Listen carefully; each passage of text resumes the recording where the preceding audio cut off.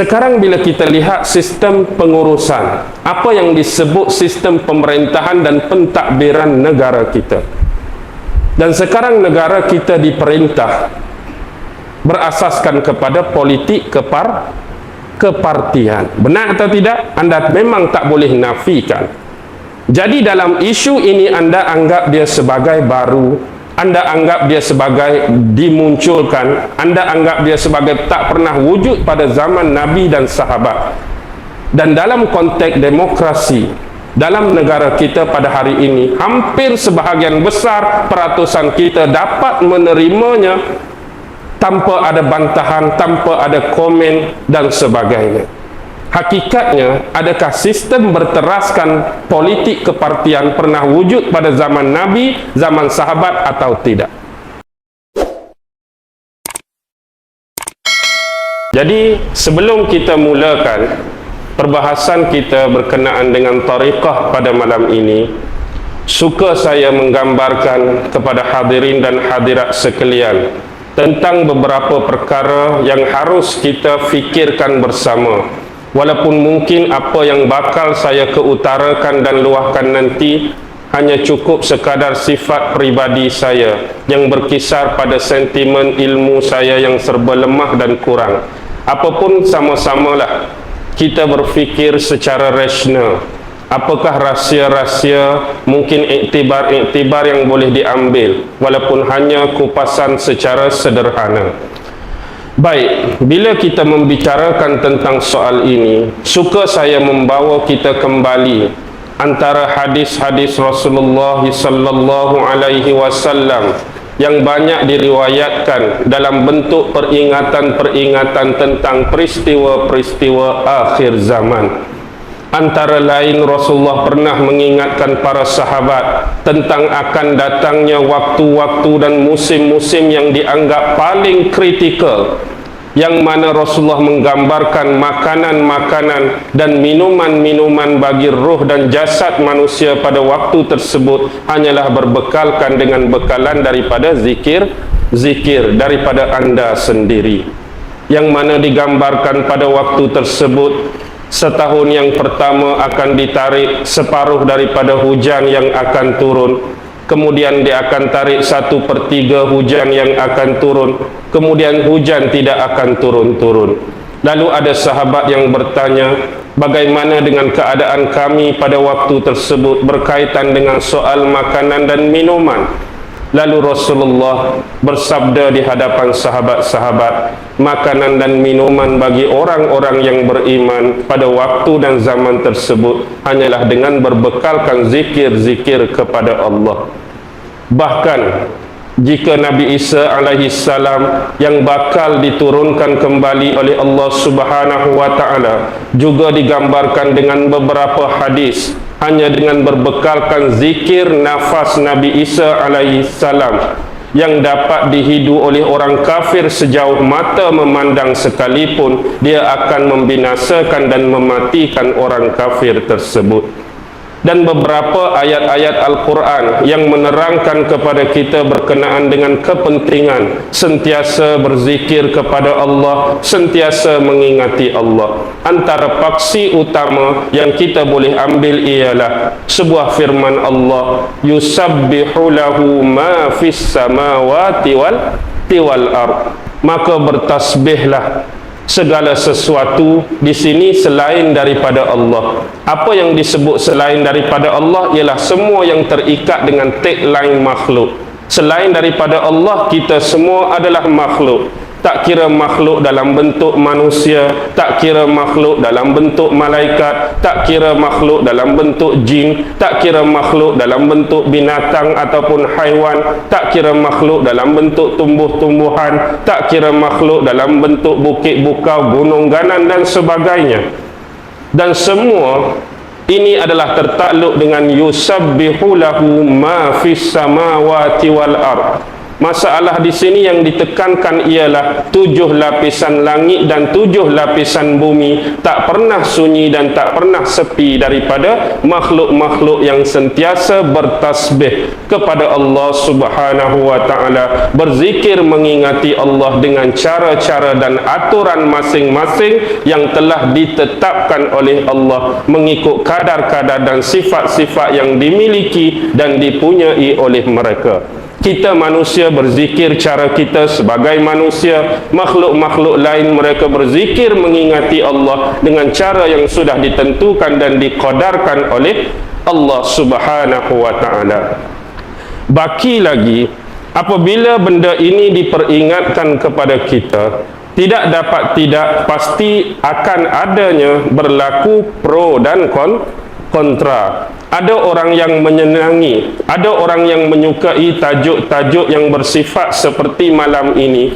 Bahkan di sana ada grup-grup, ada kumpulan-kumpulan, ada firqah-firqah yang tidak menyukai, bahkan meremehkan, bahkan menentang. Tak cukup lagi dibaurkan dengan kata-kata yang bersifat cemuhan, kata-kata yang bersifat iri hati, hasad dengki dan sebagainya.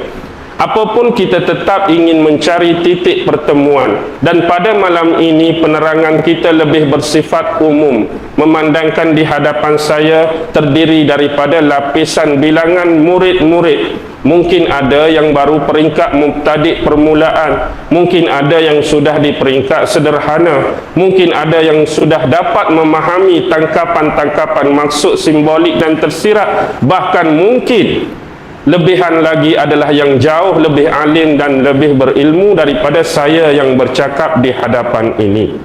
Baik, sekarang kita melihat dalam konteks ini, kembali kita kepada cerita yang berada di pertengahan surah Al-Kahfi, iaitu satu plot cerita yang digarap dengan begitu indah dan simbolik. Sebuah plot cerita yang dipenuhi dengan keajaiban-keajaiban, mencari makna-makna akal untuk kita berfikir dengan bersih, suci, murni, clear and bright.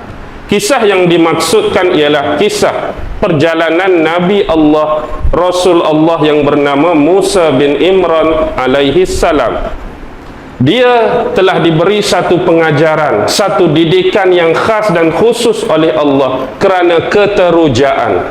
Apa maksud keterujaan Nabi Musa bila ditanyakan oleh salah seorang pemuda Bani Israel berkenaan dengan persoalan siapakah di kalangan kita manusia yang paling berilmu. Jadi antara sikap awal keterujaan ataupun obses Nabi Musa alaihi salam ialah dengan pantas, cepat dan lajunya dia mengatakan bahawa dirinya adalah manusia yang paling alim, dirinya adalah manusia yang paling berilmu. Tetapi sikap teruja dan obses ini ditempelak oleh Allah, dinasihati oleh Allah Subhanahu wa ta'ala dengan menunjukkan kepada beliau bahawa sesungguhnya dalam kerajaan kami masih ada lagi salah seorang daripada hamba kami yang soleh. Jadi hamba soleh yang dimaksudkan dan disepakati oleh sebahagian besar ulama-ulama merujuk kepada Nabi Khidir alaihi salam, ataupun namanya yang sebenar ialah Balya bin Malkan bin Falikh bin Abir bin Shalikh bin Arfakshad bin Sam bin Nuh alaihi salam. Baik, kalau kita melihat kembali keadaan ini, apa yang dipesan oleh Allah sepanjang memulakan perjalanan ini tidak lain dan tidak bukan Nabi Musa memerlukan seorang pembantu, Nabi Musa memerlukan seorang teman, Nabi Musa memerlukan seorang yang rapat dengan beliau. Antara yang dimaksudkan ialah seorang lagi Nabi yang bukan berpangkat Rasul, iaitu Nabi Yusha bin Nun bin Afraksin bin Yusuf alaihi salam, iaitu cicit kepada Nabi Yusuf alaihi salam, iaitu Nabi Yusha. Jadi sepanjang perjalanan mereka menempuh perjalanan yang tidak diketahui arah mana yang telah ditentukan. Allah tak menentukan kamu Musa harus bergerak ke arah utara, tidak.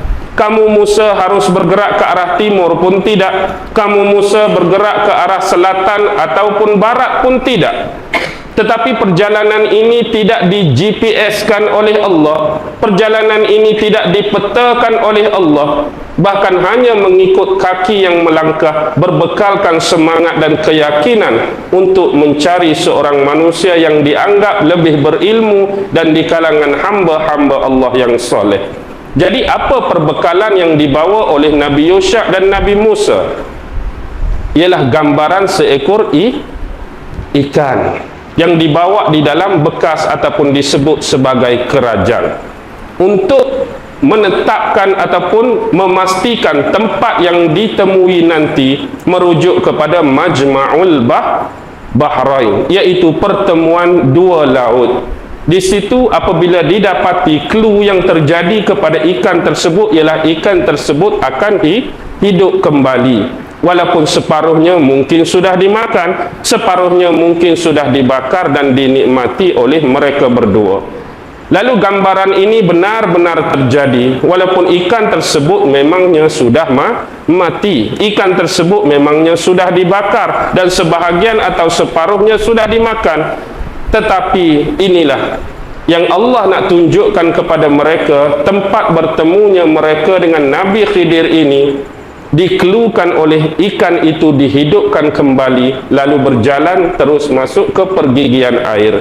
Disitulah tempat bertemunya mereka dengan Nabi Musa dan Majma'ul Bahraini yang dimaksudkan.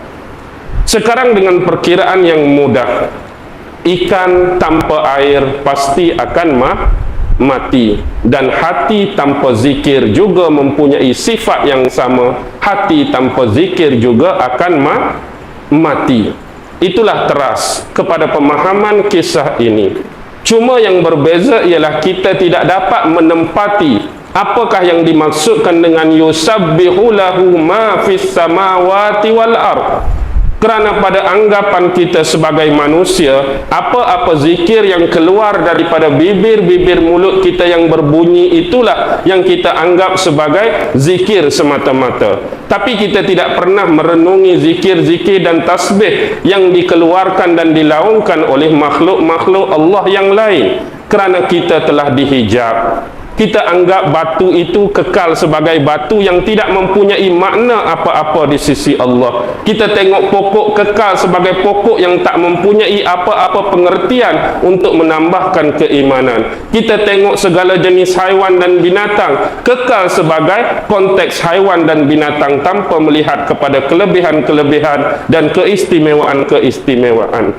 Dan kita menganggap mungkin suara-suara yang keluar adalah suara-suara biasa daripada mulut haiwan-haiwan.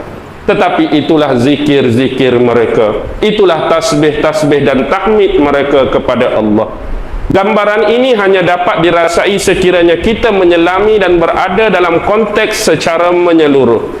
Bayangkan pengkisahan tentang ikan tadi. Bila ikan tadi kembali ke dalam air, dia dihidup kembali. Dalam konteks dalam air ini adalah memang kehidupan mutlak seekor ikan. Bahkan ikan-ikan yang lain tempat khusus dia dalam air. Bila ikan hidup dalam air, dan sebahagian tubuh ikan pun bila kita tangkap ada beberapa peratusan air, dan ikan dapat melihat segala jenis makhluk-makhluk Allah selain dirinya juga dalam konteks dalam air. Dia tengok ikan paus, dia tengok ikan jerung, tengok ikan ni. Tapi hakikat yang perlu anda faham secara dalam dan dekat, ikan sama sekali tak pernah dapat melihat air yang dia berada di dalamnya. Dia pada hidup dalam air. Dalam tubuh dia ada peratusan jumlah air, dan dengan dalam air dia dapat melihat makhluk lain. Tapi hakikatnya ikan tak pernah nampak air itu sendiri, walaupun dia duduk dalam air. Jadi kita akan ketawa terdekah-dekah kepada ikan. Apalah ikan ni dah. Dahlah hang duduk dalam air, hang duduk dalam akuarium, tubuh hang pun ada unsur air, hang tengok kawan-kawan hang pun dalam air, tapi hakikat air hang sendiri tak nampak. Kita ketawa dekat ikan. Tapi hakikatnya bila ikan menonjolkan kepalanya keluar, dia juga mampu ketawa terdekah-dekah kepada kita. Kerana apa? Kita juga hidup dalam situasi yang sama. Di sekeliling kita dipenuhi dengan unsur-unsur yang disebut angin. Kita dipenuhi dengan unsur-unsur hidrogen, unsur-unsur karbon, unsur nitrogen, helium dan sebagainya. Tetapi mata-mata kasar kita pernah nampak atau tidak perkara-perkara tersebut, cuma mampu dirasai. Ikan mampu merasai lenggokan badannya di dalam air. Hakikat dia tak nampak air. Kita rasa ada angin menerpa wajah, kita rasa ada angin yang kena tubuh, tapi hakikat kita nampak atau tidak? Kita tak pernah nampak unsur-unsur tersebut kecuali hanya mampu merasainya. Dan kita melihat semua makhluk Allah yang lain juga dalam keadaan demikian. Ikan pula ketawa dekat kita. Manusia ni apalah, dia duduk dalam angin dah, dalam gas dah, tapi dia sendiri tak nampak angin, dia sendiri tak nampak gas. Inilah yang perlu kita filterkan dan bukakan balik agar kita dapat melihat secara menyeluruh, bukan hanya setakat had-had pandangan yang diberikan Allah Subhanahu wa taala kepada kita. Inilah tugas sebagai seorang pencari ilmu. Baki lagi ialah, sebenarnya konteks ini ialah hendak meruntuhkan satu benda. Mungkin kita dapat lihat kehebatan-kehebatan ilmu-ilmu yang ditunjukkan oleh Nabi Khidir. Antara yang pertama ialah ilmu Nabi Khidir yang disifatkan sewaktu menakik kapal itu disebut sebagai tayyul ar ataupun tayyul makan. Apa maksud tayyul ar? Apa maksud tayyul makan? Dia dapat lipat apa? Dia dapat rendahkan, dapat limitkan, dapat kecilkan, dapat lipatkan tempat. Dia berada di sini tapi dia sudah dapat mengagak apa peristiwa yang berlaku di depan. Dia berada di sini, dia sudah dapat mengagak apakah kejadian yang berlaku di depan, walaupun pada pandangan mata zahir orang lain masih terlalu jauh untuk sampai ke tempat tersebut. Baik, yang kedua ialah tentang ilmu tayyul apa? Tentang yang bunuh. Yang bunuh seorang budak yang bernama Hansur tadi. Kalau tadi tayyul makan, ini tayyul zaman. Dia dapat memendekkan masa. Dengan nisbah perkiraan lain, dia sudah dapat menentukan apakah nasib yang bakal diterima dan terjadi kepada anak yang dibunuh.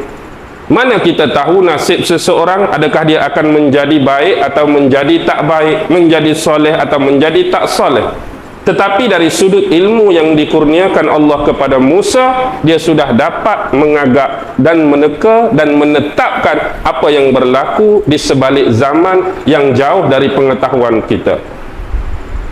Dan yang terakhir ialah, sesungguhnya harta dua orang anak yatim, yaitu Quran dan Sunnah yang sudah lama disunyikan dan disepikan oleh kita semua.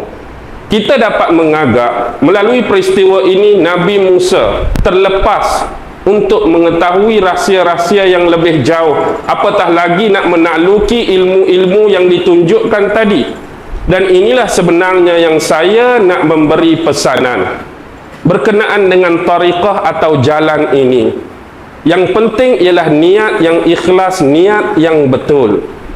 Sebab ada niat-niat yang tak berapa betul, antaranya yang masuk tariqah semata-mata kerana nak mendapatkan kelebihan-kelebihan, masuk tariqah kerana nak boleh berjalan atas air, masuk tariqah kerana aku nak boleh jadi terbang atas angin, masuk tariqah aku boleh tetap pokok terbalik dengan tangan kosong, masuk tariqah semata-mata genggam pasir kemudian bertukar jadi emas. Kalau itulah niat-niat anda memasuki aliran-aliran dan apa jua firqah atas nama tariqah, betulkan kembali niat anda. Secara zahir Nabi Musa memang tak mempunyai peluang apa-apa untuk mempelajari sesuatu, bahkan untuk menyaingi ilmu Khidir tentang tayyuz zaman dan tayyuz makan. Tetapi Allah mengurniakan kepadanya suatu perkara yang terselindung, yaitu mengenali, membuka hijab kelemahan diri sendiri. Bersama Khidirlah dia mengajar apa erti tawaduk. Bersama Khidirlah dia mengajar apa erti khuduk. rendah hati, tulus, ikhlas kepada Allah. Ini adalah lebih berguna kepada seorang manusia berbanding dengan karamah-karamah tadi. Dan inilah tujuan asas kenapa perlu ada tariqah. Inilah tujuan asas kenapa perlu berada di jalan ini. Untuk apa? Untuk mengisi hati-hati, jiwa-jiwa roh kita ini dengan sifat-sifat yang disebut dalam agama sebagai mahmudah. Dan nak menghilangkan, mengosongkan, menyunyikan, menyepikan hati-hati jiwa dan roh-roh kita dengan perkara-perkara yang dianggap agama sebagai mazmumah. Itu saja. Dan inilah sebenarnya yang diperolehi Nabi Musa sebesar-besar nikmat. Dan ini adalah pengajaran yang paling besar kepada Musa, yang lebih mendekatkan dirinya kepada Allah. Barangkali sekiranya anda dikurniakan ilmu tayyul makan, ilmu tayyul zaman, disinilah berkemungkinan anda akan menghadapi ujian-ujian, bala-bala dan musibah yang lebih berlipat ganda daripada iblis dan syaitan. Boleh berjalan atas air, mungkin satu kelebihan, mungkin satu karamah, tetapi mungkin juga boleh membinasakan anda dengan anda dijadikan sebagai seorang yang sombong, takabur dan riak.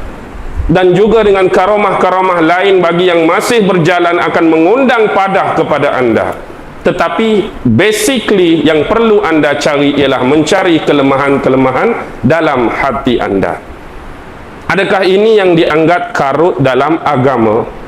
Adakah ini yang dianggap bid'ah dalam agama? Adakah ini dianggap syirik dalam agama? Semata-mata mewujudkan satu perkumpulan, satu aliran, satu grup yang sama-sama berkumpul untuk mengingati Allah dan menghindarkan diri kita daripada melakukan perkara-perkara maksiat, menghindarkan diri kita daripada melakukan perkara-perkara keji, nak melarikan kita daripada mengumpat manusia, nak melarikan kita daripada memperkatakan keburukan, maruah dan aib orang lain dianggap jahat. Jadi fikirkan dan nilailah semula perkataan-perkataan yang telah dilontarkan dan dikeluarkan oleh anda. Dan anda semua harus faham kumpulan mana yang sering banyak terlibat dengan provokasi tentang isu ini. Sebelum kita bergerak dengan lebih jauh, suka saya memaparkan satu kisah kepada anda. Kisah ini mungkin kisah rekaan, ceritaan, tapi gunalah daya akal minda anda untuk berfikir pada malam ini. Kisah ini digambarkan sebuah keluarga, yang mana keluarga ini diketuai oleh seorang bapa yang bernama Pak Mat. Mungkin nama ini biasa, nama orang kampung Pak Mat. Pak Mat mempunyai dua orang anak lelaki, satu bernama Wahab, satu bernama Syafi'i. Nama ni pun anda boleh tiun dadak, sajalah cerita mereka. Jadi suatu hari, dalam keadaan duduk di sofa, Pak Mat dalam keadaan terbatuk-batuk. Jadi di antara anakku yang berdua, Wahab dan Syafi'i, boleh tak sesiapa di antara kamu yang mengambil air untuk bapa? Jadi berlegas-lekaslah, bergegas-gegaslah kedua-dua anak tersebut untuk memenuhi permintaan dan permohonan daripada bapa. Apa permohonan bapa ni? Nak minta air. Tetapi corak pemikiran mereka berbeza. Wahab segera bergegas ke tandas bilik air dan Syafi'i bergegas ke dapur. Syafi'i hanya mendapatkan bapanya hanya dengan secawan ataupun segelas air, manakala Wahab mendapatkan bapanya dengan sebaldi air. Ini secawan air, ini sebaldi air. Lalu bapa bertanya kepada anak sulungnya Wahab, ni pasal apa ni datang bawa satu baldi air? Yang bapa minta cuma air untuk diminum. Dia kata, bapa tak sebut air untuk diminum. Saya hanya mengambil kira perintah daripada zahir teks arahan keluaran bapa tadi. Siapa yang boleh tolong ambil air untuk bapa. Itu zahir teks, itu zahir perintah yang dikeluarkan oleh bapa tadi. Bapa tak sebut secara khusus air ni untuk apa. Nak minum ke, nak mandi ke, nak basuh kereta ke. Jadi apa-apa yang terkeluar daripada teks itu dianggap menyalahi, dan sebagai benda baru, setiap benda baru itu bid'ah, dan setiap benda bid'ah itu sesat, dan setiap yang sesat itu masuk neraka walaupun hanya nak minta air. Baik, tepuk dahi bapak dia Pak Mat, apalah nak jadi Wahabi betul hang. Anak pun dengan muka sedih ambil kamera, snap kecil-kecil, selfie. Inilah rintangan dan perjuangan salafi kita, sentiasa mendapat tentangan walaupun daripada ahli keluarga sendiri. Ayah sendiri menganggap kita sebagai seorang pelaku bid'ah. Baik, anak tadi macam mana? Hang pula Syafi'i, kenapa bawa hanya segelas air? Kenapa kamu tak berpandangan seperti abang kamu Wahab? Sebelum saya berfikir, saya merenung satu perkara. Saya melihat semua hal-hal yang berlaku dan keadaan bapa sekali, serta asbabul wurud, perkara-perkara yang memungkinkan kenapa arahan ini keluar daripada mulut bapa. Saya lihat bapa berada di sofa. Keadaan bapa ni apa? Batuk-batuk. Dan biasa orang yang batuk-batuk ini akan mengeluarkan kahak. Bila kahak terkeluar, dia akan menyebabkan tekak ataupun leher kita semakin kejang dan kering. Dan masa itulah orang memerlukan air untuk menghilangkan rasa tidak selesa. Jadi saya fikir hal-hal yang berlaku ni, tak mungkin bapa nak sebaldi air semata-mata untuk basuh kereta dalam keadaan duduk atas sofa, betul? Kalau bapa memang duduk sebelah kereta, bawa air ni, tu mungkin nak basuh kereta, duduk sebelah kereta ni, duduk atas sofa batuk, takkanlah nak ambil satu baldi air. Jadi perkiraan saya melihat kepada keadaan, dalil-dalil dan suasana keluarnya perintah ni, lepas tu berdasarkan ijtihad saya meneliti semua perkara tersebut, permintaan atas kata nama air itu sekadar untuk diminum. Oh bagus hang, bagus hang, tengok semua tak macam abang hang, ada otak fikir. Jangan senyum, tak, jangan senyum. Tapi anda pun tahu tiun dia nak pergi ke mana. Jadi inilah yang perlu kita ambil peranan. Sepatutnya sekarang bila timbul isu ini, pernah atau tidak dahulu kita disensasikan dengan salah satu ungkapan tarikat ini sama seperti ayat cak, tarikat sama seperti ayat longkang dan sebagainya. Seolah-olah aliran tarikat ini adalah aliran yang baru dalam agama, baru muncul dalam agama, baru diada-adakan dalam agama, dan dia dianggap sebagai bid'ah yang direka-reka. Sesuatu yang baru muncul dalam agama lebih banyak membawa kepada syirik, lebih banyak membawa kepada kesesatan dan sebagainya. Kalau ini anda anggap benda baru dalam agama dan dia perlu dibantras dengan selicin-licinnya, dia perlu dibantras dengan sehabis-habisnya dengan beralasan tarikat tidak pernah ada dan tak pernah muncul serta wujud pada zaman Nabi dan sahabat. Demikian. Baik. Kalau ini mungkin mengundang kemarahan seseorang atau mungkin hati anda terasa, pendamkan sekejap. Saya akan bawa satu perkara yang mungkin akan tersentuh hati anda. Sekarang bila kita lihat sistem pengurusan, apa yang disebut sistem pemerintahan dan pentadbiran negara kita, dan sekarang negara kita diperintah berasaskan kepada politik kepartian. Benar atau tidak? Anda memang tak boleh nafikan. Jadi dalam isu ini anda anggap dia sebagai baru, anda anggap dia sebagai dimunculkan, anda anggap dia sebagai tak pernah wujud pada zaman Nabi dan sahabat. Dan dalam konteks demokrasi dalam negara kita pada hari ini, hampir sebahagian besar peratusan kita dapat menerimanya tanpa ada bantahan, tanpa ada komen dan sebagainya. Hakikatnya, adakah sistem berteraskan politik kepartian pernah wujud pada zaman Nabi, zaman sahabat atau tidak? Ini tanyaan yang ikhlas. Zaman Nabi ada parti politik kepartian atau tidak?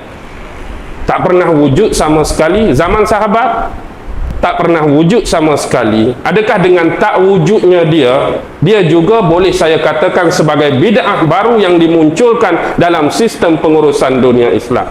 Anda terima atau tak terima? Anda setuju atau tak setuju dengan kenyataan ini? Saya tanya ni, anda setuju atau tidak? Itu hakikat yang tak dapat anda tolak lagi. Sistem ini tak pernah wujud pada zaman Rasulullah. Sistem ini juga tak pernah wujud zaman sahabat. Kenapa isu yang hanya sebahagian orang yang memasukinya merujuk kepada tariqah? Tak semua orang Islam masuk tariqah. Mungkin kesebahagian kecil, mungkin separuh. Ada yang tak masuk. Tapi seolah-olah dalam konteks kita di Malaysia, rata-rata kita keluar mengundi. Dengan kata lain, kita merujuk kepada parti tertentu. Ada setengah orang parti ni, ada setengah orang parti ni, tanpa terkecuali. Mungkin nak cari bilangan mereka yang tak keluar mengundi cukup tipis. Tetapi hakikatnya, walaupun ini bid'ah yang baru muncul, kenapa anda tak pernah bising? Kenapa anda tak pernah banyak cakap pun isu ni? Isu ni hampir keseluruhan besar peratusan orang terlibat. Ini mungkin separuh saja jadi ahli tarikat, tapi sebahagian besar yang jadi ahli parti. Bagaimana anda terlupa bab ini dan anda rasa senang selesa nak memainkan isu-isu tentang bab ini? Anda perasan ke tak perasan sebenarnya? Anda perasan ke tak perasan selama ni? Baik. Dalam isu art of con, art of con adalah seni yang berprestasi tinggi, seni licik, seni menipu yang dimainkan oleh sistem Dajjal.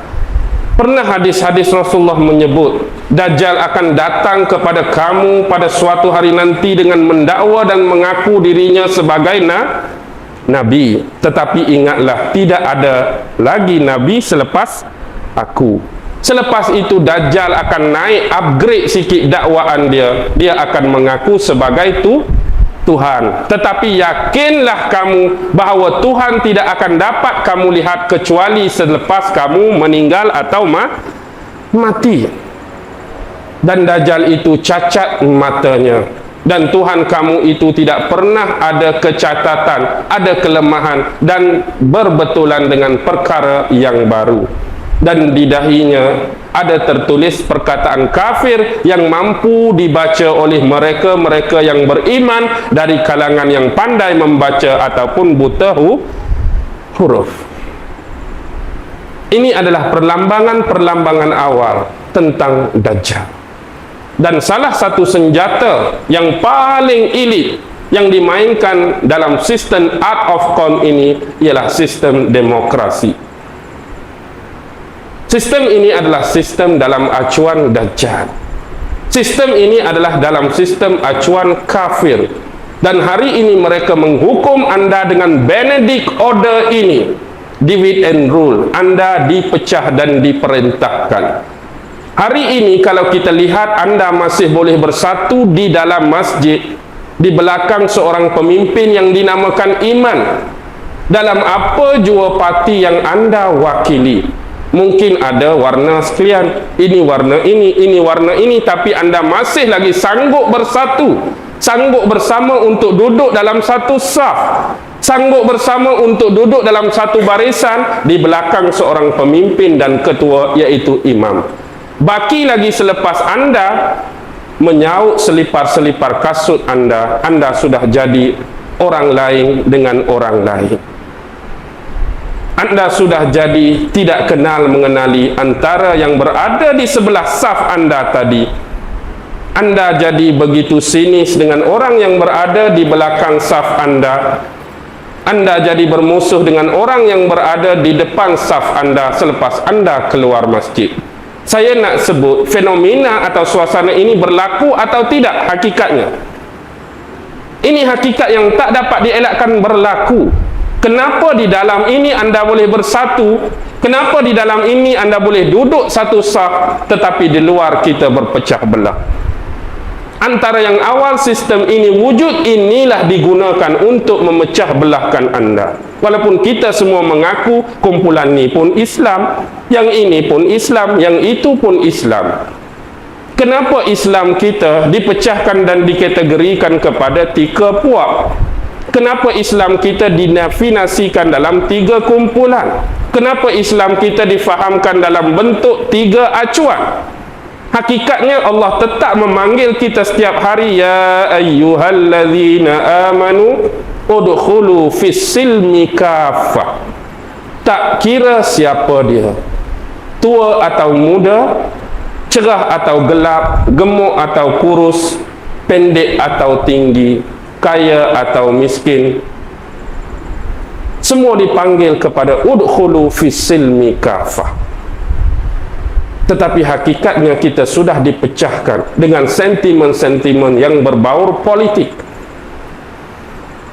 Ini sudah lama berlaku, tetapi kenapa bid'ah ini anda tak perasan langsung, dan anda lebih suka memainkan bid'ah yang kecil dan remeh seumpama aliran tarikat?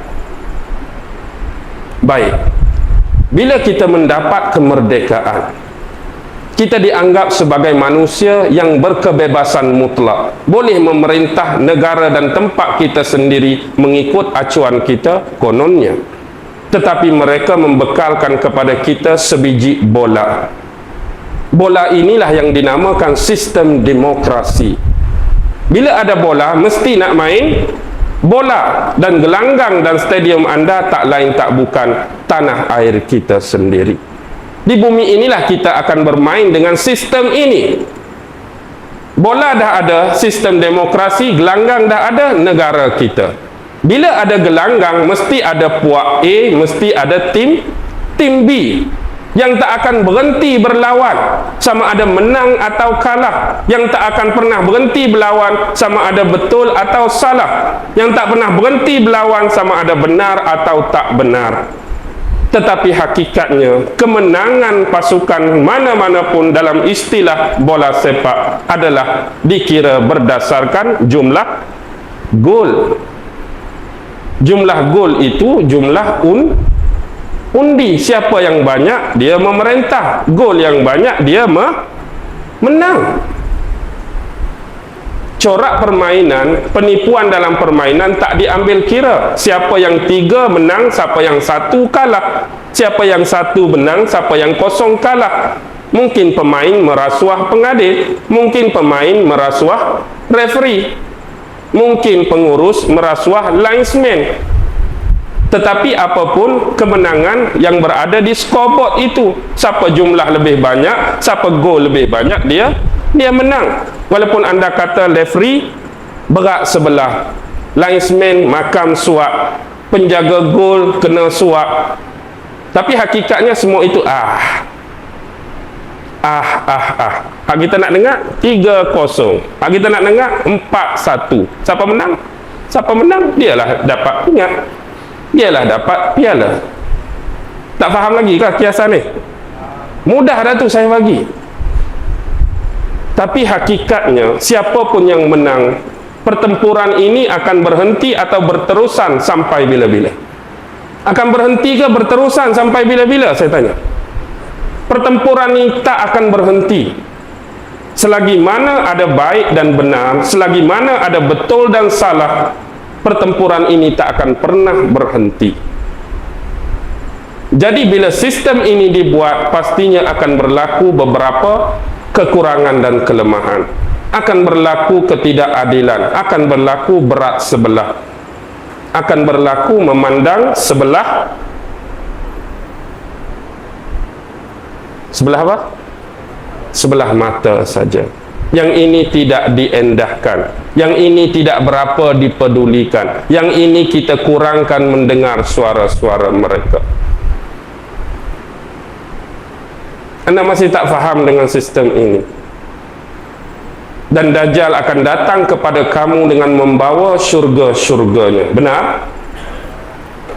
Siapa yang sokong kami, negara akan makin bertambah maju. Sesiapa yang pilih kami, kami akan memberikan segala kemudahan-kemudahan.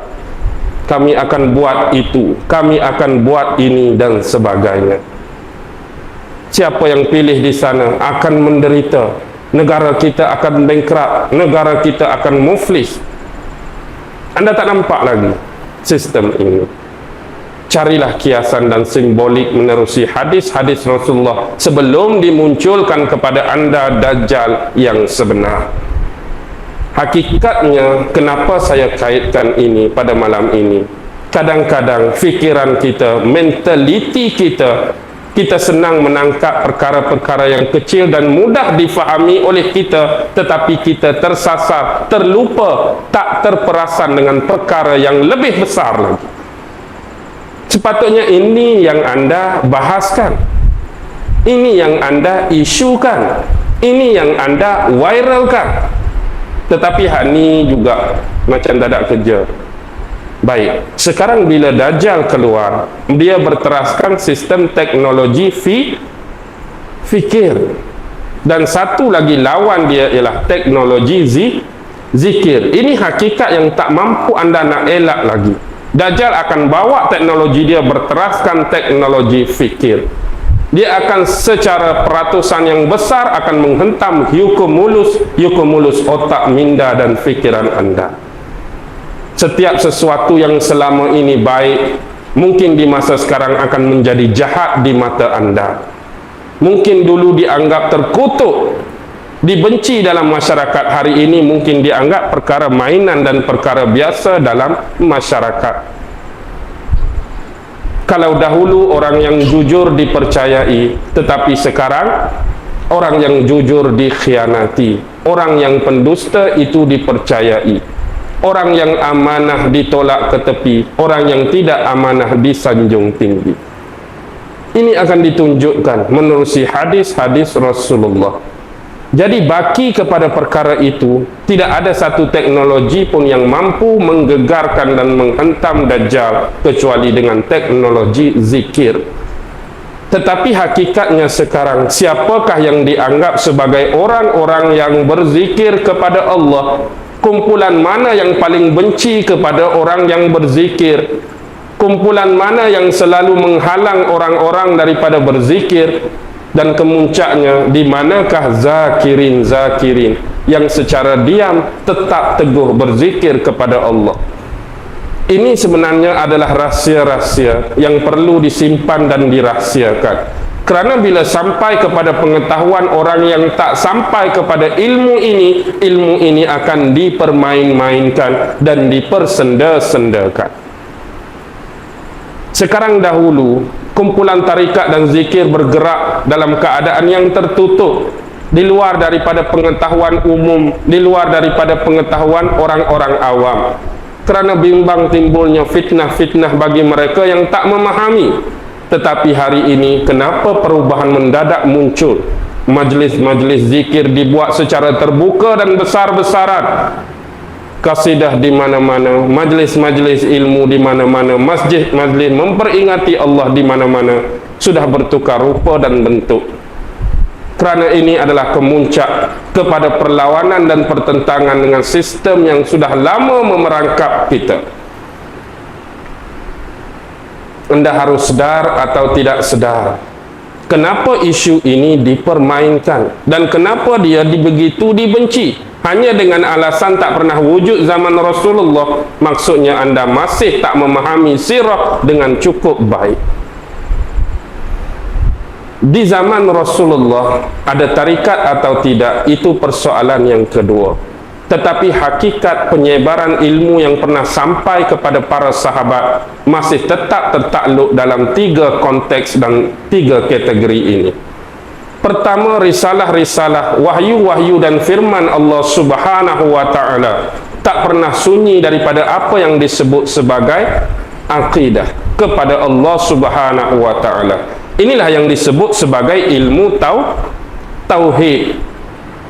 Dan dakwah Rasulullah juga tak pernah sunyi daripada apa yang disebut sebagai hukum hakam dalam agama. Inilah yang disebut sebagai syariat.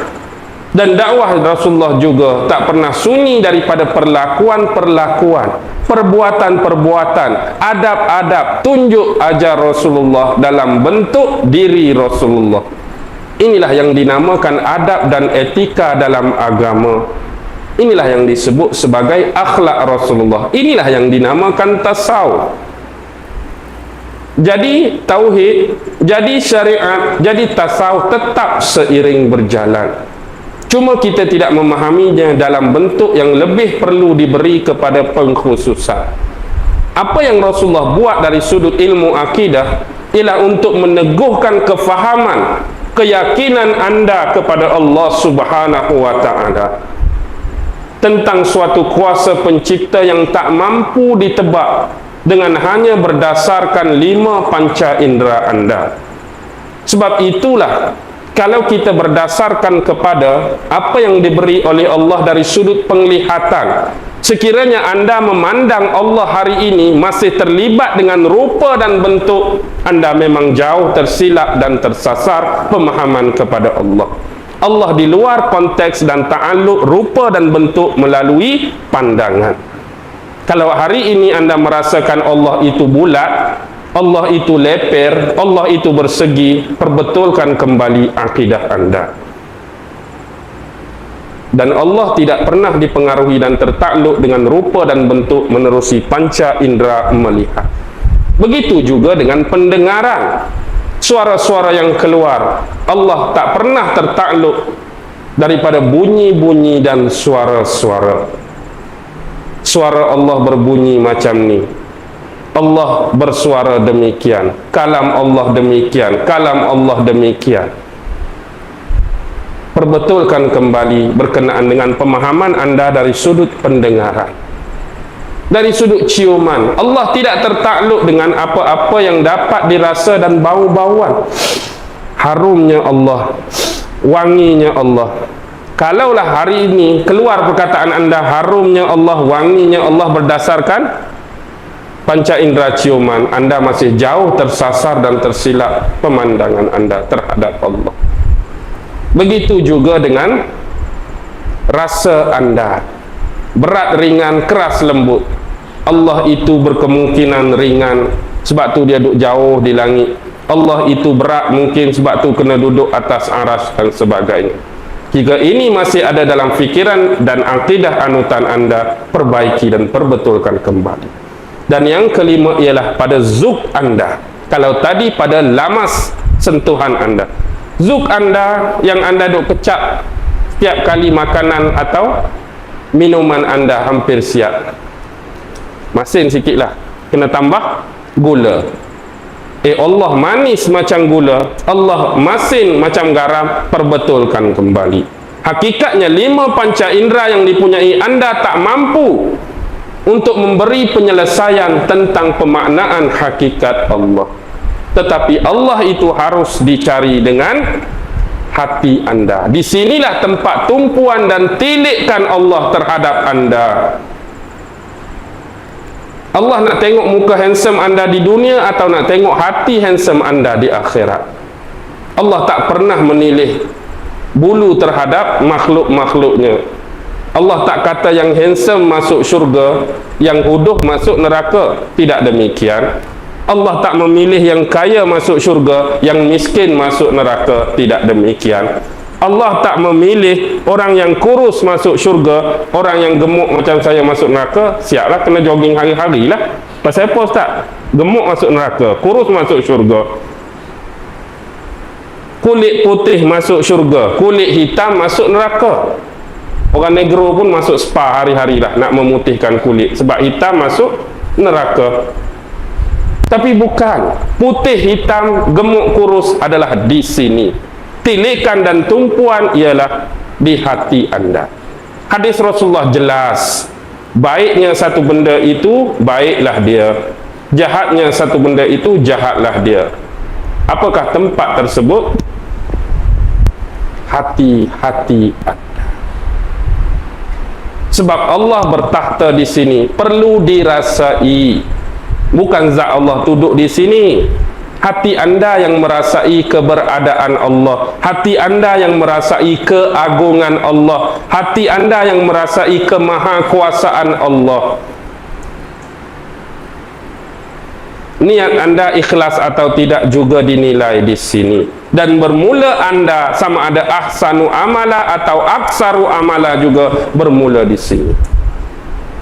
Lihat dalam surah Al-Kahfi ayat 8, saya kira, inna ja'alna ma'alal ardi zinatan laha linabluwahum ayyuhum, Allah sebut ahsanu amala ke aksaru amala. Ahsan amala, Allah nak pilih sebaik-baik amalan, bukan sebanyak-banyak amalan. Jangan kita rasa amalan kita banyak, kita layak masuk syurga Allah. Allah tak pilih berdasarkan banyaknya amalan. Allah pilih berdasarkan mana amalan kita yang paling terbaik. Walaupun mungkin sedikit, tapi dia ada nilai mutu keunggulan. Itulah dan hin. Baik.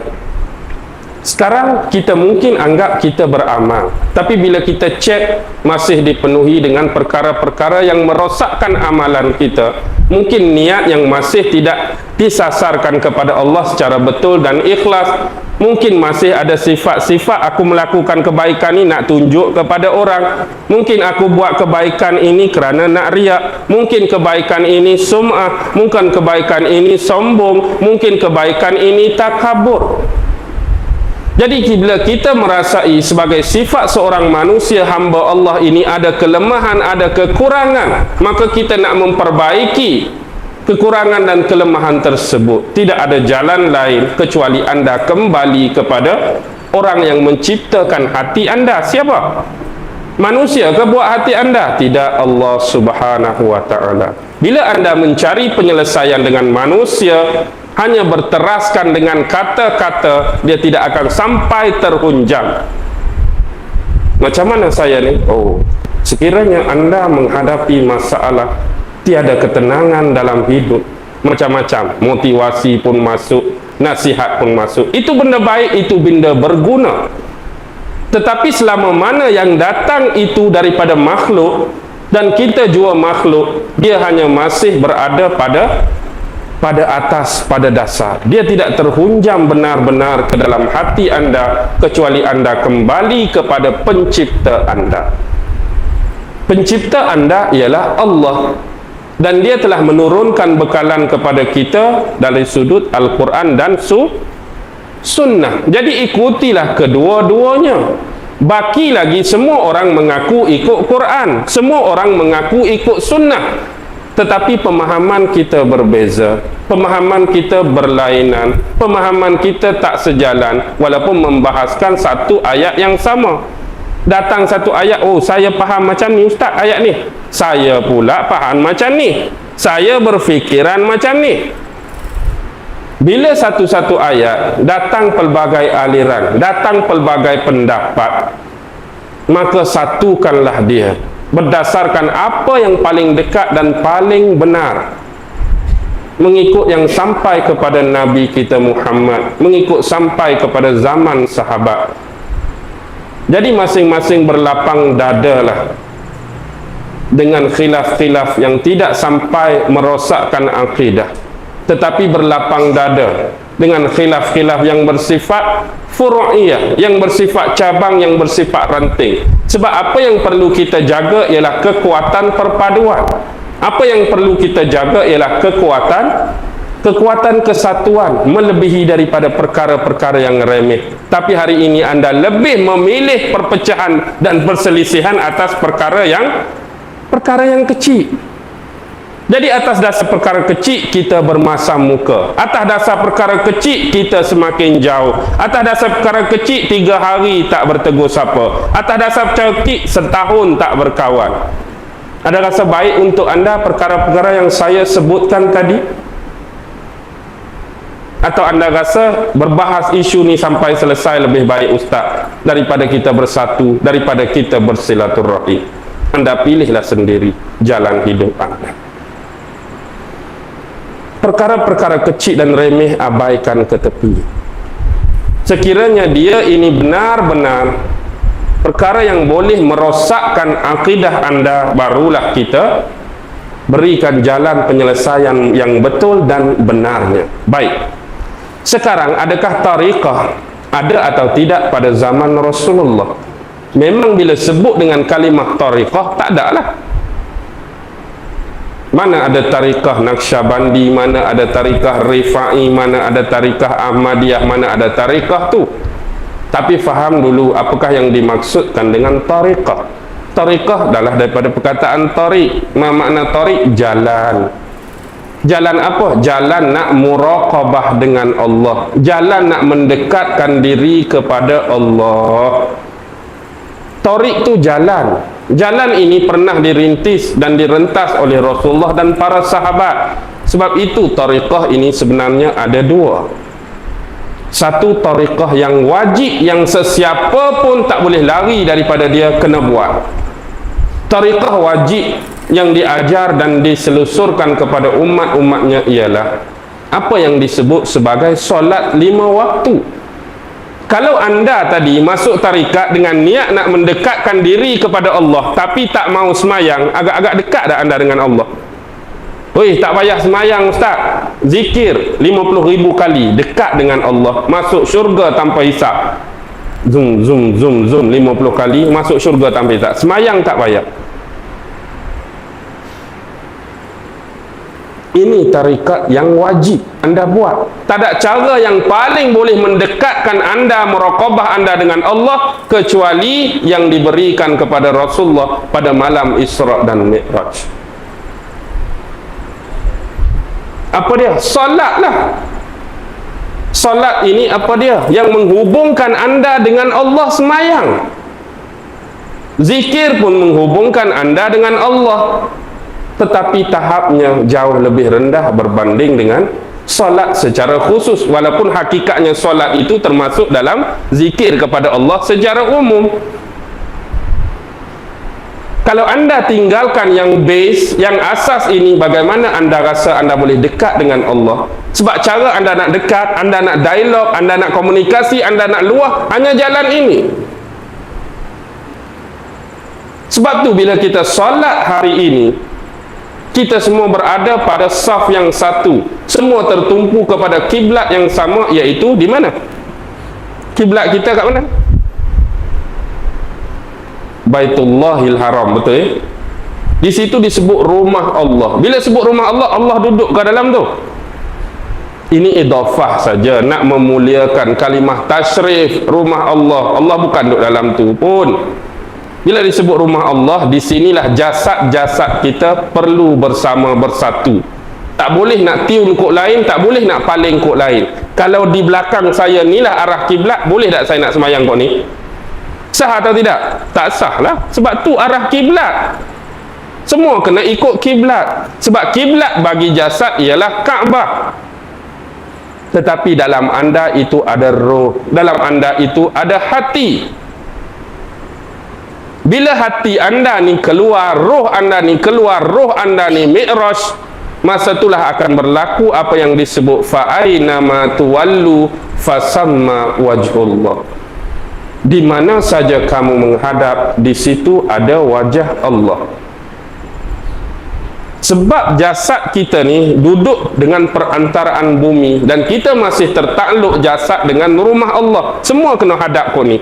Tapi bila kita sembahyang, di sinilah hati kita, jiwa kita, nurani kita, roh kita nak mi'raj. Macam Rasulullah mi'raj di Isra Mi'raj tu. Hati kita nak mi'raj. Nak mi'raj ke mana? Nak cari Allah lah. Nak jumpa dengan Allah.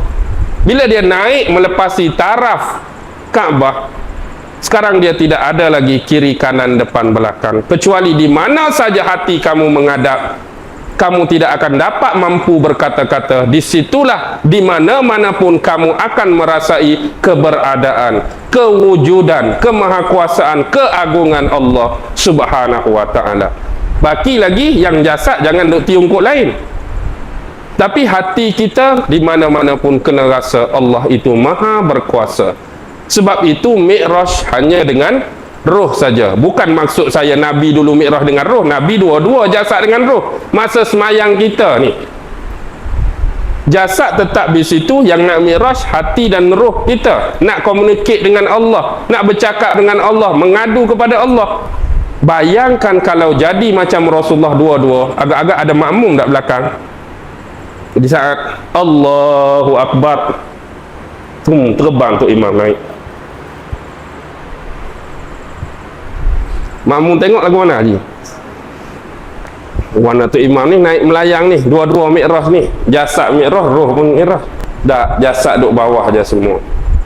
Sekusyuk mana anda pun Rasulullah tak pernah naik terbang semayang. Sekusyuk mana sahabat tak pernah sampai tinggi jadi tu imam pun, tetap jasad mereka berada di bumi menghadap kiblat. Tapi hati mereka sedang mencari Allah. Tapi hati kita dalam semayang cari siapa? Sebab tu saya kata kadang-kadang boleh sambung.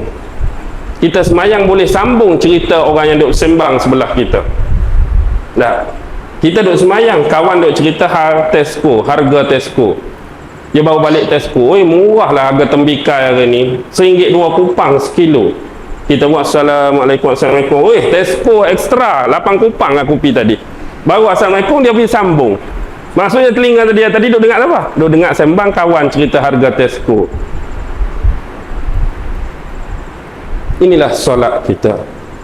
Jadi sebenarnya di sinilah perlu kepada satu benda kalau nak kembali kepada Allah, semayang. Nak kembali kepada Allah, puasa bulan Ramadan hak wajib. Nak kembali kepada Allah, kena tunai zakat. Nak kembali kepada Allah, kena pi haji. Nak kembali kepada Allah, syahadah hari-hari. Batu Rasulullah kata, jaddidu imanakum. Bagaimana nak memperbaharui iman? Dengan memperbanyakkan kalimah syahadah la ilaha illallah. Adakah iman kita tu kurang? Adakah iman kita jadi buruk? Ni kata iman. Iman kadang-kadang boleh naik, kadang-kadang boleh turun. Bukan naik turun tu maksudnya hari ni rasa yakin dengan Allah, petang karang rasa tak berapa yakin dengan Allah. Bukan maksud dia lagu tu. Kalau lagu tu bukan naik turun, tu fail terus dah. Pagi rasa yakin dengan Allah, petang tak yakin langsung dengan Allah. Fail ke tak fail akidah tu? Fail terus.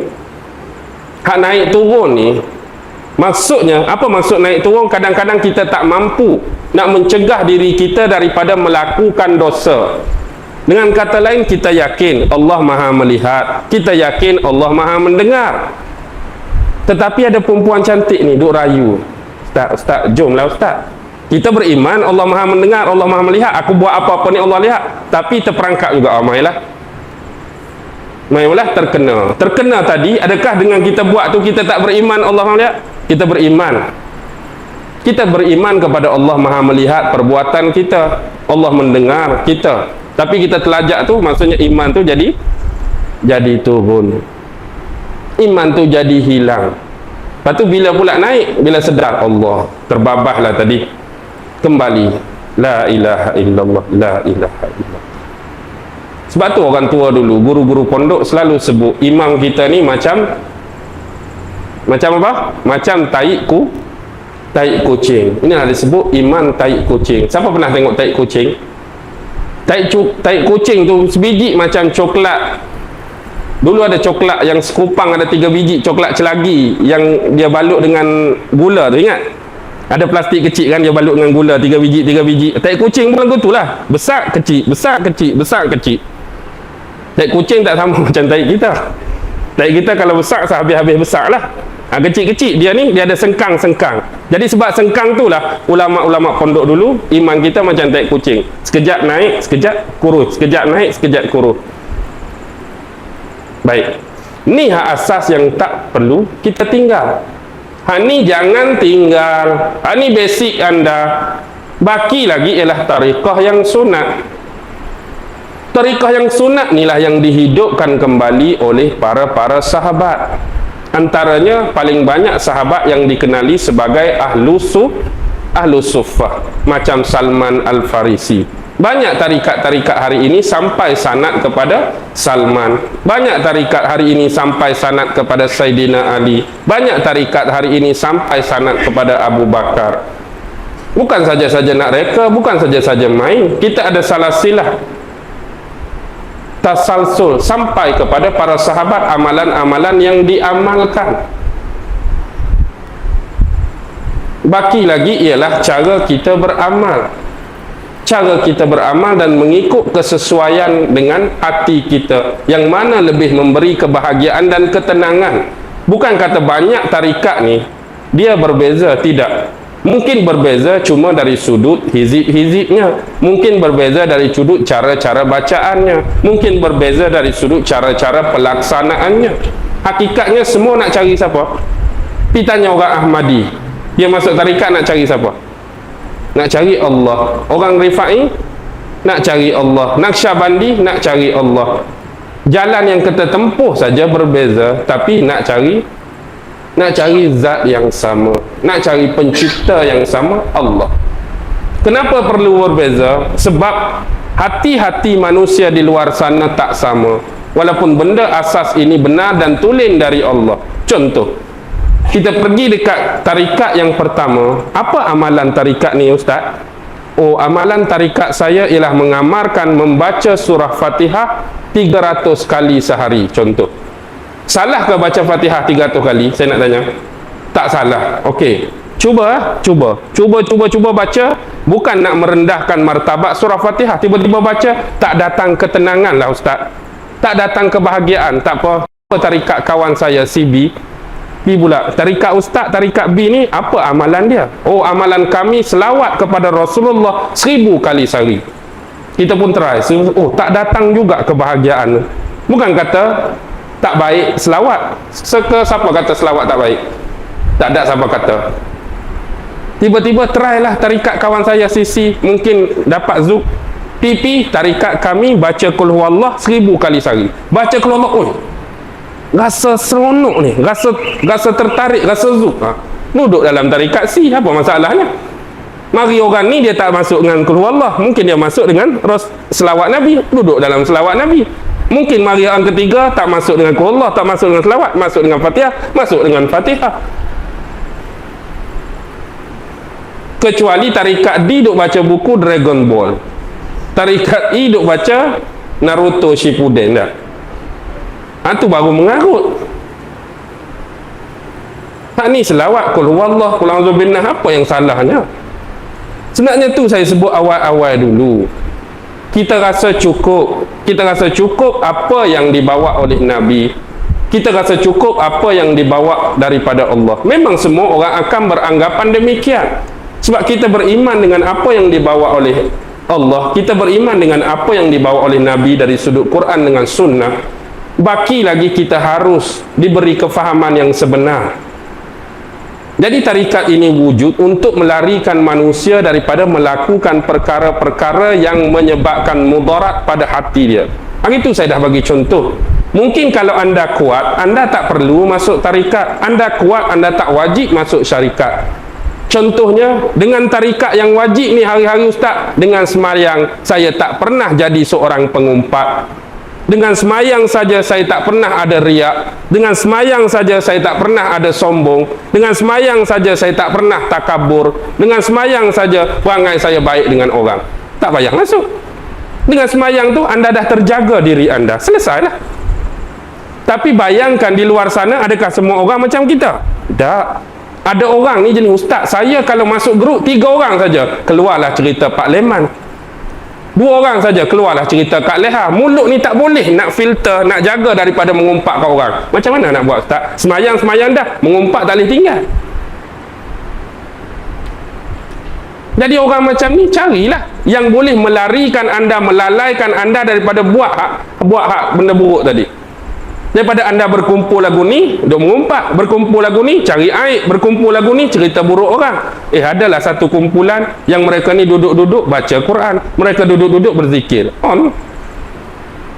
Duduk situ orang subhanallah subhanallah, kawan ni qul huwallah qul huwallah, kawan ni selawat. Kita seorang rasa nak mengumpat, agak-agak jadi tak mengumpat? Jom mengumpat subhanallah subhanallah, jom mengumpat alhamdulillah alam. Tak jadi. Kita seorang rasa nak mengumpat. Last sekali kita pun subhanallah, kita pun alhamdulillah, kita pun selawat. Salahkah? Saya nak tanya, salahkah? Hari ini anda rasa anda hebat, anda rasa anda baik, tak payah masuk pun tak apa, sebab dengan semayang saya boleh cuci benda tu. Anda yakinkah? Duk semayang tu lah banyak duk bawah pokok mangga duk mengumpat orang. Hak semayang. Hak semayang tu lah banyak pecah amanah. Hak semayang tu lah banyak duk menipu. Hak semayang tu lah banyak duk berbohong. Hak semayang tu lah banyak duk makan duit orang. Hak semayang ni. Hak tak semayang kita tak sembang lagi. Jadi kalau lagu tu pun anda tak boleh jaga, agak-agak macam mana? Apa nilai, mutu, keunggulan semayang anda tadi? Di sinilah kita nak buang hak mazmumah. Kita hanya nak fikir, duduk dengan orang yang nakkan kebaikan. Sebab hati anda, bila hati kita baru nak bergerak, memang sistem dia kena filing. Tak ada benda lain. Macam bangunan hak baru nak buat. Bangunan yang kita nak buat, adakah tengok tanah tu rata terus kita ikat jongkong terus? Ke kita kena gali lubang, kena pasak asas dulu? Hak mana betul? Kena gali lubang kat bawah, pasak asas dulu, baru bina. Baru bila angin mari, taufan mari, dia tak terbalik. Ni lubang pun tak mau gali, filing pun tak mau, tengok tanah rata, kita ikat jongkong terus. Agak-agak sampai ke tingkat yang keempat, mari angin sikit, terbalik. Inilah yang kita nak filing ni. Nak filing apa? Allah. Nak filing apa? Subhanallah. Tak berhenti nak filing. Pompang. Hak duk filing tu lah hari ni jadi bangunan cantik. Hak dulu kena filing dululah. Anda duk puji, hebat bangunan ni. 40 tingkat tak terbalik. Tapi asas dia anda tak pernah fikir. Masa asas tu lah anda duk serabut. Masa asas tu lah anda duk bising. Sibuk aku nak tidur malam-malam, ketang. Masa duk filing, anda duk kata macam-macam. Bingit telinga, tak boleh nak tidur. Tapi bila dah siap, uish, kampung kita ada bangunan setinggi ni. Kampung kita ada bangunan sehebat ni. Masa dulu anda yang duk merongok, anda duk provokasi. Masa duk sini, ketang, karut, ketang, bedah, ketang apa. Bila orang ni jadi baik, boleh jadi baik hang. Boleh jadi tahap ni baguslah. Dulu kita duk kutuk dia. Sekarang anda boleh buat pemilihan. Benda ni bukan wajib pun. Tarikat tu tak wajib. Yang wajib semua orang kena isikan diri dengan sifat mahmudah, buang diri dengan sifat mazmumah. Tu siapa-siapa wajib. Jalan pilihlah sendiri. Anda rasa jalan mana yang boleh suci hati anda daripada buat dosa? Pilihlah sendiri jalan mana yang boleh selesaikan isu-isu yang buruk dalam diri anda. Nak masuk pun tak apa, tak mau masuk pun tak apa. Terpilih kepada anda. Baki syarat saya dah sebut tadi, tagline dia menjadi kewajipan. Sesiapa pun menghiasi diri dia dengan sifat mahmudah dan menghilangkan diri dia daripada sifat mazmumah. Cara untuk anda isi mahmudah, hilang mazmumah, fikir sendiri mana yang terbaik untuk diri anda, mana yang selesa dengan jiwa anda.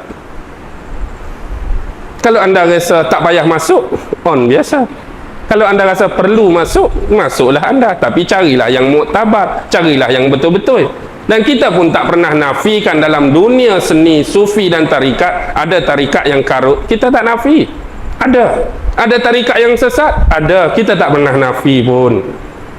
Kita tak pernah nafi. Tapi bila media sering menonjolkan perkara-perkara yang negatif, hal tarikat sikit, yang naik nama Guru Yahya, hal tarikat sikit Ayah Pin, hal tarikat sikit Kadir Runtuh, hal tarikat sikit Hasan Anak Rimau.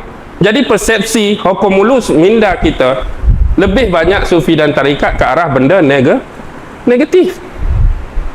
Padahal kita tahu banyak perkara-perkara positif yang dihasilkan. Tetapi dah kita tiun minda orang tu ke arah negatif lah jadi dia. Nak masuk tarikat kan jadi macam Ayah Pin. Nak masuk tarikat kan jadi macam ni. Nak masuk tarikat kan tak payah semayang. Sebab hak tu lah yang selalu dimomok, hak tu yang selalu diwar-warkan. Ni berapa ramai depan saya ni saya tahu ada yang ahli tarikat. Yang duduk depan saya ahli tarikat ni, berapa orang dah hak wusul kepada Allah dia tak payah semayang.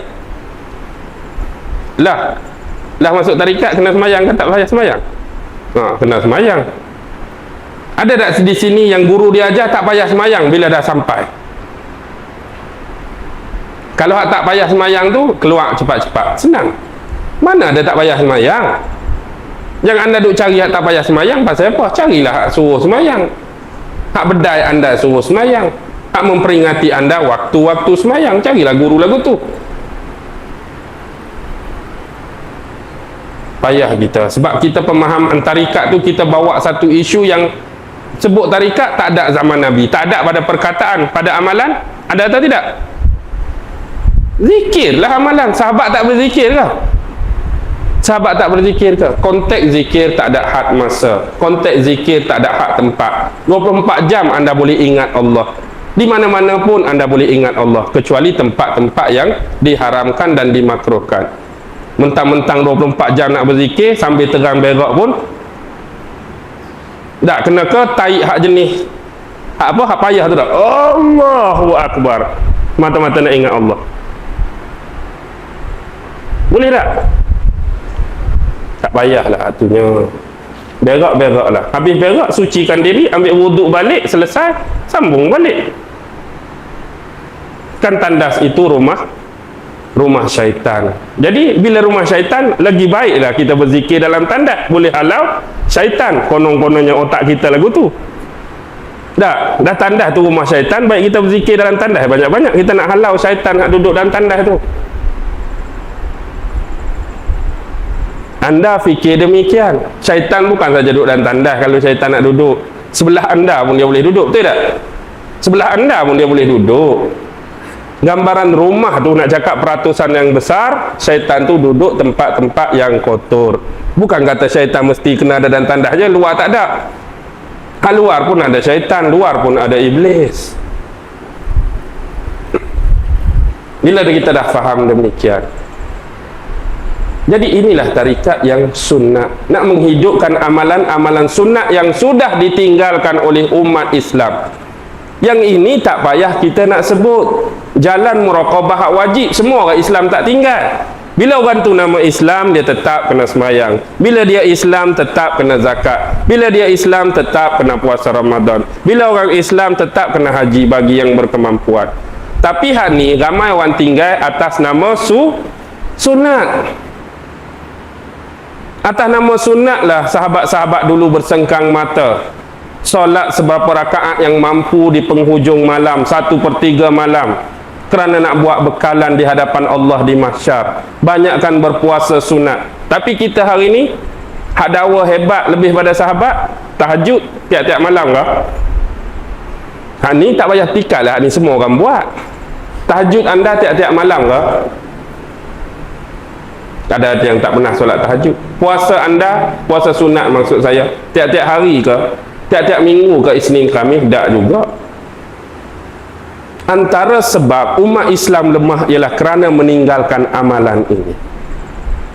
Ilmu Rasulullah bagi tak pernah kurang, malah makin bertambah. Tapi amalan yang Rasulullah bagi ni jadi kurang. Sebab itulah kita lemah. Dan Dajjal boleh tiun anda bukan kerana ilmu anda. Dajjal boleh tiun kita kerana amalan kita. Baik. Contoh, bayangkan Rasulullah bagi kat sahabat dulu 10 jenis ilmu. Dan Rasulullah bagi 10 jenis amalan. Agak-agak anda bila sampai kat kita hari ni, hak mana akan kurang? Ilmu ke amalan? Amalan yang akan kurang. Ilmu tak pernah kurang. Tauhid tetap ada. Akidah tetap ada, syariat tetap ada. Bahkan bila ilmu ni diperbahaskan oleh ulama-ulama, imam-imam mazhab, makin berkembang, makin berkembang. Tak pernah ilmu kurang. Kitab hari-hari dicetak hari ni. Buku-buku hari-hari duk cetak, tak pernah kurang. Baki lagi kita je malas nak baca, kita je tak dan nak baca. Ilmu berselerak. Tapi amalan, orang makin, kalau dulu contoh kata, kalau dulu sahabat 100 rakaat, adakah amalan orang hari ni 150, 200 rakaat? 0 rakaat mungkin lah. 0 rakaat kita. Sebab dalaman tu tak terisi, dalaman roh tu tak ada, hak itulah kita lemah. Tambahan pula dengan solat kita yang macam-macam perkara. Tak. Selek dari sudut niat, selek dari sudut pakaian, selek dari sudut perbuatan, selek dari sudut tamakninah. Hak wajib ni pulaknya. Lepas tu akhirnya lemah. Lepas tu kita pula dipecahkan. Kita pula tak bersatu. Kita pula tak berpadu. Kita pula duk main isu remeh-temeh. Akhir sekali jadi lagu ni lah. Kalau dulu umat Islam bersatu, nak jaga diri, nak jaga harta, nak jaga maruah, nak jaga agama daripada orang kafir dia dulu.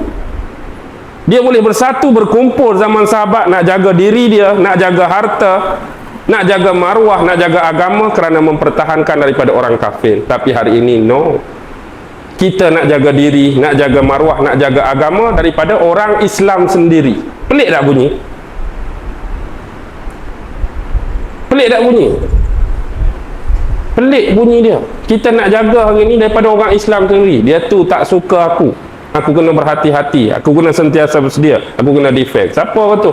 Muhammad. Siapa orang tu? Yusuf. Siapa orang tu? Abu. Nama-nama semua orang Islam. Kita hari ni tak bersedia. Aku risau juga Tan tu. Aku risau juga Chong tu. Aku risau juga Mutu Sami. Anda risau nama-nama ni? Tak ada pun. Anda duk risau pasal apa? Yusuf tu duk aim aku. Pasal apa mamak ni asyik nak tuju kat aku? Kita duk bergaduh sama-sama kita. Dan kita pun bersedia berjaga daripada orang yang nama Islam juga. Inilah sebenarnya kerugian kita. Tapi selagi mana anda masih lagi dicaturkan dengan bola tadi, sampai bila pun kita tak akan selesai. Bola tu bola lah. Anda duk main tetap kena main, menang atau kalah. Tapi bola yang paling mudah anda faham apa yang berlaku di Mesir. Itulah dia demokrasi. Last sekali di mana? Tempat terakhir demokrasi. Di tali gantung. Betul ke salah ke? Itulah orang yang dianggap sebagai berhaluan kiri. Adakah anda akan menang bila anda berhaluan kiri? Sebab tu kita akan menunggu cuma apa? Cuma khalifah yang terakhir yang akan dibangunkan oleh Al-Mahdi dan At-Tamim. Tak akan lagi ada kerajaan Islam kecuali dengan jalan khalifah. Anda rasa naik tak dengan bola tadi? Anda rasa dengan anda main bola tadi Islam anda boleh naik atau tidak? Dia akan jadi macam kat Mesir lah. Tu je tahap dia. Bila menang orang reka-reka cerita jadi kalah. Bila menang orang buat-buat hal kena gungkung gantung. Bila menang orang buat-buat hal anda kena tembak mati. Lagu tu je lah. Tapi bila anda fikirkan kembali, kalau kira betul rumusan anda boleh bagi depan saya ni, isu tarikat dengan isu yang saya sebut bola tadi, hak mana lebih bid'ah? Hak mana lebih bid'ah sebenarnya? Bola ke tarikat? Bola tu. Bola ni lah yang banyak mengheret kita. Akhirnya atas nama ulama-ulama pada jalan Allah pun boleh tertipu dengan permainan bola. Betul? Ulama tu dah betul dah kita tengok adab bagus, akhlak bagus. Bukan kita nak meremehkan dia, bukan nak merendahkan dia. Tapi selama mana dia masih tak memahami keadaan stadium dan permainan tu, dia sendiri pun akan rebah. Dia sendiri pun akan sumbat. Dia sendiri pun kena slide kenting dekat siapa-siapa pun. Bukan orang kata ni ulama jadi dia nak ngelecek aku, biarlah dia ngelecek, tak payahlah kerana hormat dia. Dah anda ulama, anda pakai kopiah, anda pakai serban, lagilah orang rasa nak bentih. Betul tak? Inilah masa ni pak janggut ni aku nak kentih ping. Itulah orang nak tiun anda. Bila anda masuk dalam gelanggang, dia tak kira siapa dah. Orang tak akan hormat anda sebagaimana hormat di luar. Bila anda masuk dalam gelanggang ni, niat yang baik tetap baik, tapi kebiasaannya akan menghanyutkan anda bila anda bermain dengan bola ni. Sebenarnya keburukan lebih banyak dari kebaikan. Dalam keadaan kita mengetahui sebenarnya apa yang disabdakan oleh Rasulullah, baki lagi apa nak buat, kita fikirkan bersamalah. Ustaz ni pandai cakap saja. Hak kita boleh pun bercakap sajalah. Dah, tu je Allah bagi. Kekuatan lain saya tak ada dah. Orang suruh berhenti cakap, orang tutup mulut, orang gam, kita berhenti. Selagi boleh cakap ni, kita kongsi. Kongsi pun setakat tertakluk dengan apa yang ada. Lemah, banyak lagi. Kurang, banyak lagi. Tak betul, banyak lagi. Sama-sama perbaiki lah. Saya tak betul, anda tolong tunjuk. Bukan kata, ustaz tak boleh. Sebab dia ustaz, takkan kita nak ni. Dah, dia tak kira. Dia tak expect ustaz tu tahu semua. Dan dia tak expect orang awam tu bodoh semua. Ustaz pun sama, dia juga orang awam, cuma dia dilebihkan dari sudut ilmu. Mungkin anda ilmu kurang, amalan lebih. Saya ilmu mungkin lebih sikit, amalan kurang. Apa pun perap tadi ya, selesailah. Ni hak ilmu pun nak action dengan ilmu dia. Oh, hang bukannya ada ilmu sangat, aku ilmu lebih. Amalan pun akulah zikir paling banyak, hang bukan zikir pun. Jenis semayang pula akulah tahajud paling banyak, hang bukan tahajud pun. Duk main isu tu sampai bila kita nak ni? Jadi tolong tunjuklah. Bukan kata kerana saya duduk depan saya betul, anda boleh tunjuk, ustaz tak betul itu ustaz. Okey, saya terima. Tang mana tak betul dia, tang mana salah dia. Oh, salah dia di sini ustaz, tak betul dia sini. Okey, bincang. Oh, memang tak betul saya tak betul. Bila kita tengok orang lain buat silap, sebagai saudara se-Islam, kita tolong tunjuk, kita tolong betulkan.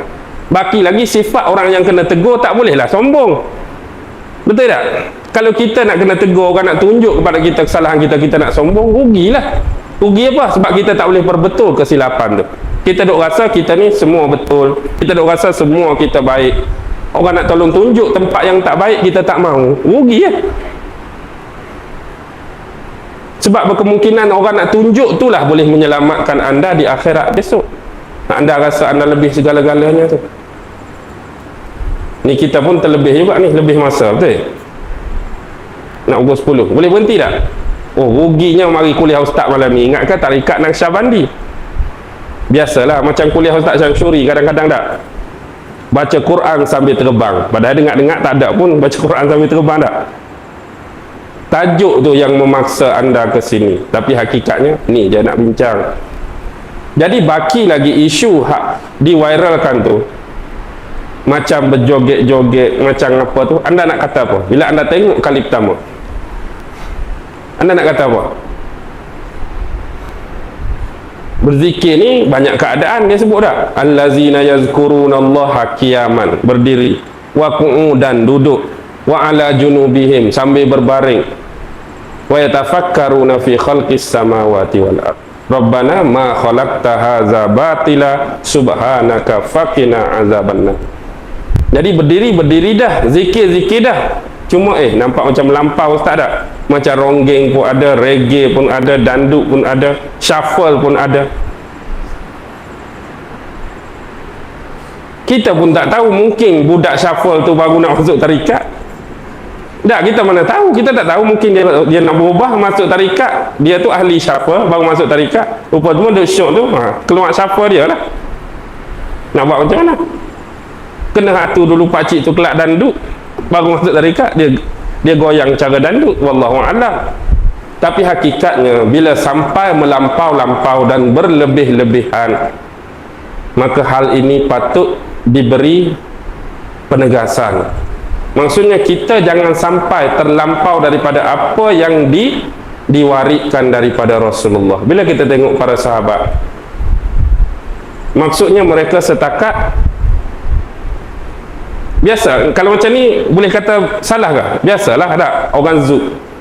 Anda nak cari orang yang berzikir keras kengkung, Kelantan kata keras kengkung. Keras kengkung tu memang tak bergerak langsung. Ada tak? Anda tengok dia berzikir subhanallah pun duk gitu dah. Alhamdulillah pun tak bergerak apa, payah nak cari. Kurang-kurang subhanallah. Body dak pun kepala. Kadang-kadang dia bergerak tu satu kerana syok, satu lagi orang bergerak kerana dia nak timbang. Contoh subhanallah belah ni tak? Subhanallah, alhamdulillah, subhanallah, alhamdulillah, subhanallah. Dia nak timbang tu. Tengah orang memang syok, syok tu akan keluar sendiri. Syok tu akan keluar sendiri. Macam anda dengar lagu kegemaran anda tak? Main saja muzik, gitar goreng, kaki anda bergedik ke tak? Kaki anda bergedik, tubuh anda pun. Tangan pula kalau jenis lebih pula tu. Rupa-rupa pencipta lagu tak? Maksudnya dia duk bilang tone tu. Dia duk bilang tone, masuk ke tak? Lari ke tak? Pitch suara tu. Tup. Automatik dia keluar. Benda tu bukan buat-buat. Kebuat-buat dah, dia tak dibuat-buat. Macam anda kena kendi air panas. Oh tadi buat ke? Anda memekik tu, sakit tu, dibuat-buat ke? Ke ada orang kena kendi air panas? Tak. Mungkin orang hak jenis spesies tu rasa tak au juga dia tak. Walaupun dia tu memang au, tapi kena kendai panas, rasa suara dia lebih kuat daripada kita hak biasa ni. Dia automatik benda tu. Payah. Tapi hakikatnya carilah hak mana-mana yang bersesuaian, yang tidak melampau-lampau. Kita bukan kata nak membetulkan dan membenarkan perkara tu, tapi yang baiknya cari yang sederhana, yang dipimpin oleh warid daripada hadis-hadis Nabi dan bagaimana para sahabat itu berzikir mengikut kesesuaian. Jangan melampau-lampau, jangan terlebih-lebih, dan jangan pula terlajak kurang. Kita ni kalau terkebelakang, dia akan ketinggalan. Kalau lebih ke depan, dia akan jadi apa? Dia akan jadi sesat, betul tak? Hari itu kita dah sebut, kalau kita konvoi ramai-ramai, kita kena ikut orang yang jadi kepala konvoi tu. Dia tahu semua jalan. Kalau kita terlajak laju, dia naik 60, kita naik 100, sampai simpan 3, kita nak pergi ke mana? Konvoi lambat lagi belakang, semua naik 60, kita naik 100, lebih-lebih. Sampai simpan 3, kita pun agak, mungkin dia nak pergi ke kiri, kita pun ke kiri. Sampai konvoi betul, rupanya ke kanan. Anda jadi sesat. Kalau terlajak lebih pada Nabi, sesat kita. Tapi kalaulah Nabi naik motor 60, Nabi tak naik motor, jadi Ustaz Kazim pula, silap tak? Jadi dia lagu tu pula. Ni jangan out of talk. Kadang-kadang orang tu ambil out of context. Hak saya kata Nabi naik motor tu dia ambil, cerita penuh dia tak ambil. Lepas tu hak dia keluar Nabi naik motor, aku juga yang kenal. Lagu tu je lah. Jadi kalau Rasulullah bayangkan tu, dalam konteks tu naik motor 60, kita naik 10. Bila 10 tertinggal tak? Tertinggal juga. Bila tertinggal sesat juga. Orang lain lama dah simpan 3, kita setengah jam baru sampai. Kiri ke kanan agak-agak ni Rasulullah bawa ni? Kiri lah, ke kiri, sesat juga. Rasulullah pergi ke kanan. Terlajak awal pun sesat, terlajak belakang pun kita ketinggalan. Boleh bawa sesat juga. Ambil hak sederhana, hak pertengahan. 60, kalau nak laju sikit pun 65, 70. 60 nak bawa slow sikit pun 55, 50. Tu je lah. Kalau 60, 10 memang out, 60, 100 pun memang out. Out tak out kena berhenti lah ni. Saya pun penat lah ni. Pukul berapa dah tu? 9.45. Maksudnya dah sejam 45 minit. Bolehlah berhenti. Maksudnya ada nasyabandi malam ni? Tak ada nasyabandi pun. Sebab tajuk tu Abang Haji Saad kita yang letak sajalah, sebab sebenarnya isu viral tu.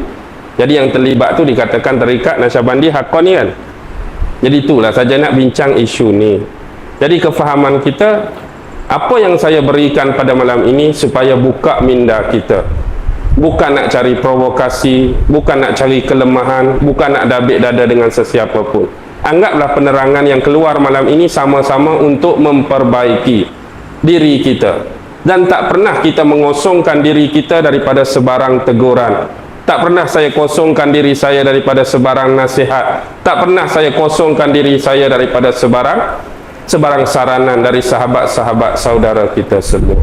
Baki lagi kita semua mengharapkan kepada Allah agar sentiasa diberi petunjuk yang terbaik dan sentiasa berada di landasan yang benar, berpandukan dengan panduan Al-Quran dan berpandukan dengan panduan sunnah Rasulullah sallallahu alaihi wasallam. Baki lagi, wabillahi taufiq wal hidayah. Wassalamu alaikum warahmatullahi wabarakatuh.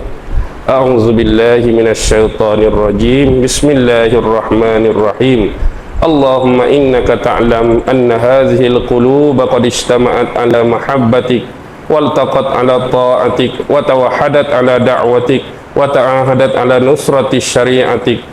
فوسك اللهم رابطتها وأدم ودها واهدها سبلها واملأها بنورك الذي لا يخبو واشرح صدورها بفيض الإيمان بك وجميل التوكل عليك وأحيها بمعرفتك وأمتها على الشهادة في سبيلك إنك نعم المولى ونعم النصير. وصلى الله على سيدنا محمد وعلى آله وصحبه وسلم والحمد لله رب العالمين.